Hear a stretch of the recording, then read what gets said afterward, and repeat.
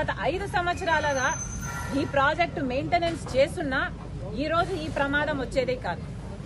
జగనన్న గారు గత 5 సంవత్సరాలుగా ముఖ్యమంత్రిగా ఉన్నారు. జగనన్న గారు రాజశేఖర రెడ్డి గారి ఆశయాలను నిలబెడుతున్నాను అంటున్నారు. కానీ సమాధానం చెప్పాల్సిన విషయం ఏమిటంటే రాజశేఖర రెడ్డి గారు 750 కోట్లు పెట్టి ఈ ప్రాజెక్టును కడితే మీరు కనీసం సంవత్సరానికో లేకపోతే 2-3 సంవత్సరాలకు ఒకసారో 2 కోట్లో 4 కోట్లో రిలీజ్ చేసిన ఈ మెయింటెనెన్స్ పనులు జరుగుతాయి.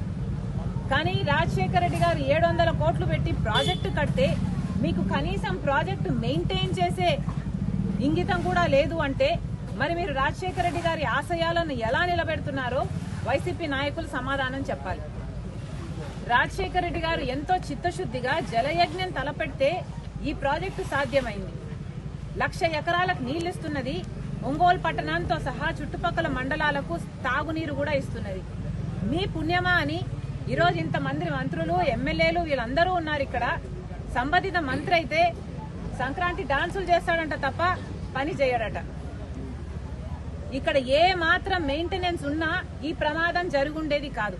ఈరోజు ఒంగోలు పట్టణం సైతం మంచినీళ్లు రావటం లేదు. ఇక్కడ ఉన్న నాయకులు చెప్పిన మాట ప్రతిరోజు నీళ్లు ఇస్తామన్నారు ఒంగోలు పట్టణానికి. ఒక రోజు ఇచ్చింది లేదు. ఈరోజు కనీసం 2-3 రోజులకు ఒకసారి కూడా నీళ్లు రావట్లేదు. తాగడానికి నేను చెప్తున్నది తాగే నీళ్లు, మంచి నీళ్ల కోసం కూడా ఇక్కట్లు పడుతున్నారు. మరి ఈ పాపం అంతా వైసీపీది కాదా, ముఖ్యమంత్రి గారిది కాదా?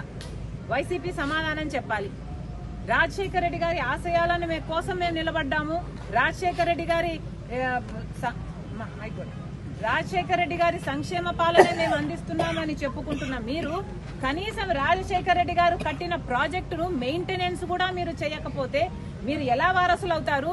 మీరు ఎలా రాజశేఖర రెడ్డి గారి ఆశయాలు నిలబెడతారో మాకైతే అర్థం కావటం లేదు.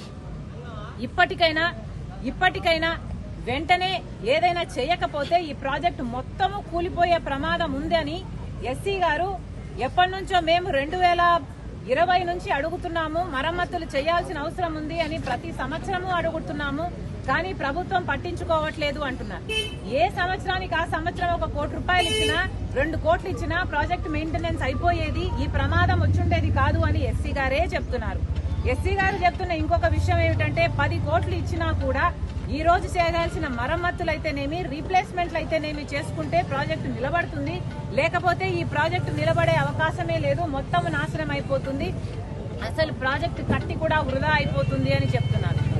కనీసం ఇప్పుడైనా కళ్ళు తెరవండి. వెంటనే చేయాల్సిన పనులు ఇప్పుడు అంటున్నారు. మిర్చి పంట వేసుకున్నామమ్మా, ఇంకో పంట వేసుకున్నాము, మాకు ఇబ్బందులు వస్తాయి, ఫిబ్రవరి మార్చి నెలలో మాకు చాలా ఇబ్బందులు కలిగే అవకాశం ఉంది అని